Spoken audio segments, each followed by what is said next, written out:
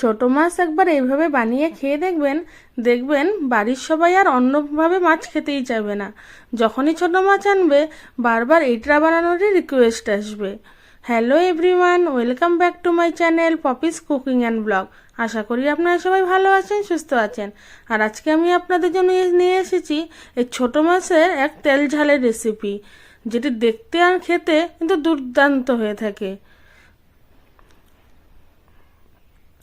আমার এই রেসিপিটি যদি ভালো লাগলে আমার এই ভিডিওটি অবশ্যই লাইক, কমেন্ট অ্যান্ড শেয়ার করার সাথে সাথে আমার চ্যানেলটিকে সাবস্ক্রাইব করার অনুরোধ রইল। আর ভিডিওটিকে আমার সঙ্গে থেকে স্কিপ না করে পুরোটা দেখার জন্য আপনাদেরকে অনুরোধ রইল। আর এই ছোটো মাছটা আমি আজকে কীভাবে বানিয়েছি সেটাই আপনাদের সাথে শেয়ার করব। চলুন তাহলে দেখা যাক। এখন এখানে আমি ছোটো মাছগুলোকে ভালো করে কেটে ধুয়ে পরিষ্কার করে নিয়েছি। এখন মাছগুলোকে খুব ভালোভাবে ম্যারিনেট করে নিব। দিয়ে দিলাম নুন, দিয়ে দিলাম হলুদ গুঁড়ো, লঙ্কা গুঁড়ো, আর এখন দিয়ে দেবো এখানে বেশ খানিকটা পেঁয়াজ কুচি। পেঁয়াজ কুচিটা এটাতে একটু আমি বেশি করে দিব, যাতে মাছগুলোকে খুব ভালোভাবে মাখা হয়ে যায়। আর ঝালের জন্য দিয়ে দিলাম 3-4টে কাঁচা লঙ্কা। লঙ্কাগুলোকে আমি 2 টুকরো করে দিয়ে দিয়েছি। আর এখন দিয়ে দেবো এখানে বেশ খানিকটা সর্ষের তেল। এই রান্নাটা সর্ষের তেলে করলে কিন্তু খুব বেশি ভালো হয়ে থাকে, তো আপনারাও চেষ্টা করবেন রান্নাটা পারলে সর্ষের তেলেই করার। আর দিয়ে দিলাম ধনে গুঁড়ো আর জিরে গুঁড়ো। এখন আমি মাছটাকে খুব ভালোভাবে মেখে নেব।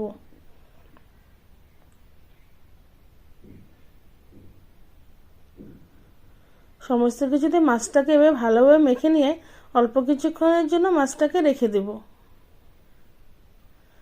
যাতে এই মশলাগুলো মাছের ভিতরে খুব ভালোভাবে ঢুকে যায়।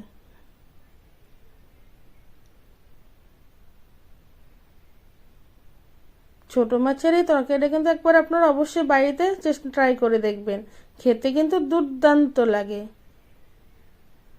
আর একবার এভাবে বানানোর পর এই ছোট মাছ আনলে কিন্তু আর অন্য কোনো কিছু খেতেই চাইবেন না, বারবার এটাই বানিয়ে খেয়ে থাকবেন।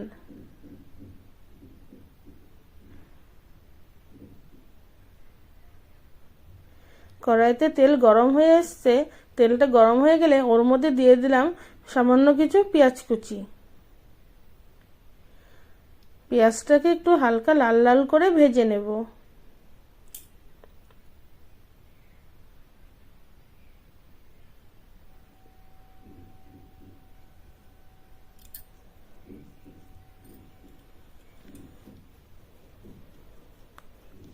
পেঁয়াজটা এইভাবে লাল লাল করে ভেজে নেওয়ার পর এখানে আমি ওই মাছটাকে যে ম্যারিনেট করে রেখেছিলাম সেই মাছগুলোকে এখানে দিয়ে দিলাম।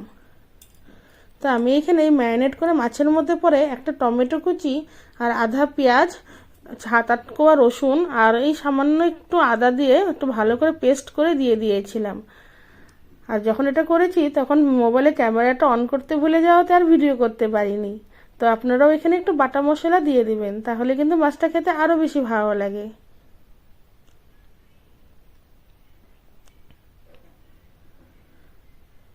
এখন গ্যাসের ফ্লেমটা হাই রেখে 2-3 মিনিট মতো মাছটাকে এপিট ওপিট করে একটু নাড়াচাড়া করে নেব।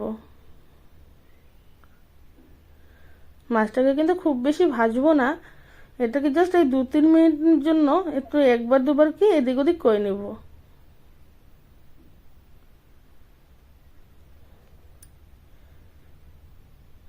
এখন এর মধ্যে আমি দিয়ে দিলাম যে বাটিটাতে মাছ মেখে রেখেছিলাম, সেই বাটিটাকে ধুয়ে একটু জল, এখানে আমি 1/2 কাপের মতো জল দিয়েছি।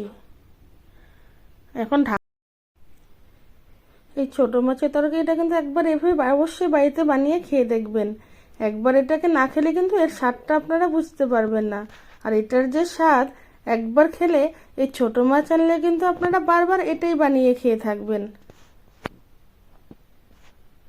এখন ঢাকা দিয়ে এই 10 মিনিটের মতো রান্না করে নিলেই কিন্তু আমাদের চটজলদি মাছের রেসিপিটা একদম পারফেক্টলি হয়ে যাবে। দেখুন আমাদের এই ছোট মাছের তেল ঝাল রেসিপি কিন্তু একদম পারফেক্টলি রেডি। হাতে যখন সময় কম থাকবে তখন এই চটজলদি এই মাছের রেসিপিটা বানিয়ে দেখবেন, দেখতে আর খেতে কিন্তু দুর্দান্ত লাগে। আমার এই রেসিপিটি ভালো লাগলে আমার ভিডিওটি লাইক কমেন্ট অ্যান্ড শেয়ার করে অবশ্যই আমার পাশে থাকবেন। আর ভিডিওটি দেখার জন্য আপনাদেরকে অসংখ্য ধন্যবাদ। আবারও একদিন আপনাদের সামনে আসবো এরকম আরেক দুর্দান্ত রেসিপির সাথে। ততক্ষণের জন্য ভালো থাকবেন, সুস্থ থাকবেন। আর অবশ্যই আমার এই রেসিপিটি ঘরে একবার ট্রাই করবেন। আর ট্রাই করার পর কেমন লাগলো আমাকে কিন্তু অবশ্যই কমেন্ট করে জানাতে ভুলবেন না।